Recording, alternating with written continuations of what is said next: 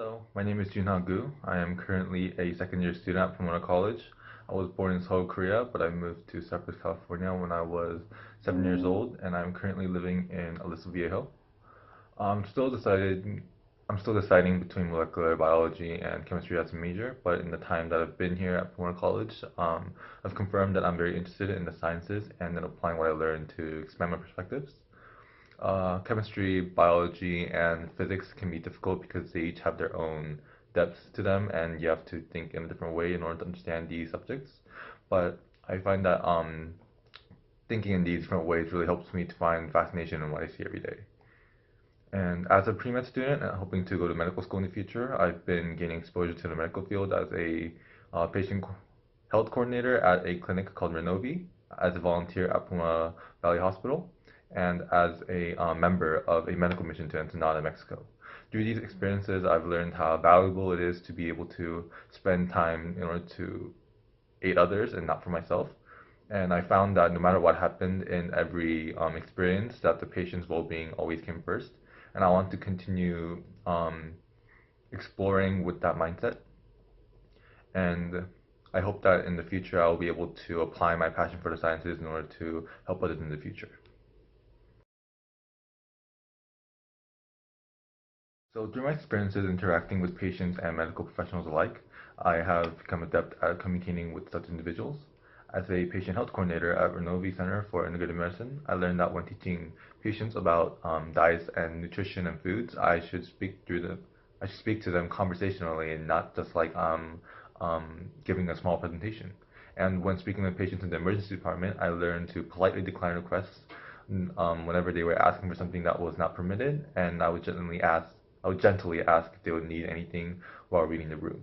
I also learned that um, I should speak to medical professionals at the proper times, and that also has to do with reading the room. And I learned that it's really important to be able to know when to get out of their way, when to take time to ask them important questions. I'm also very level-headed. I think that I can stay focused and set aside personal issues whenever I am in a professional situation. And this has really proven to be helpful for me whenever a patient is a little bit upset, or maybe they can take out their anger or bad mood on the volunteers such as myself. And staying calm and just being patient really helped me to avoid amplifying their negative emotions and to make the patient just as comfortable as I could, because I really want to continue the mindset that the patient's well-being comes first. And patients don't always get exactly what they want, and they're not often happy about their being in need of medical aid, but being level-headed really helps me to be of assistance regardless. And lastly, I'm very inquisitive. I see this as a strength because I learned that asking questions early on helps me to be more efficient in the future rather than being difficult by not having asked the questions that I needed clarifications for. And I learned that asking more experienced individuals for a little bit of their time is preferable. And I learned that it's important to know when to ask, who to ask, and how to ask questions. So as a patient education health coordinator at Renovi Center for Integrative Medicine, I was under a lot of pressure as a first year. I was representing the clinic, and I was expected to properly relay information to individuals who were older than me and who probably knew a lot more than I did in general. And even more, I was expected to let them know about nutrition, diets, and substances through conversation and not just by a formal presentation as I was used to. And as a first year who was very new to communication in the medical field, I ran into my first big problem when a sick person came in for her medicine, and I was expected to teach her about xenoestrogen. And I was in the process of getting used to speaking with patients, but as soon as I introduced myself to her, I would have I would have trouble speaking to her because I could tell that all she wanted to do was just go home and rest.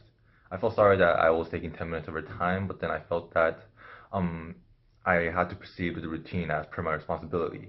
And Dr. Lin was watching me, and in 3 minutes into explaining the harmful effects of xenoestrogen, I felt that she really wasn't understanding what I was saying. She was just thinking I just wanted to go home. And so I decided to take it upon myself to just ask her if she wanted to get this information through a personal email. and to which she happily said yes and left.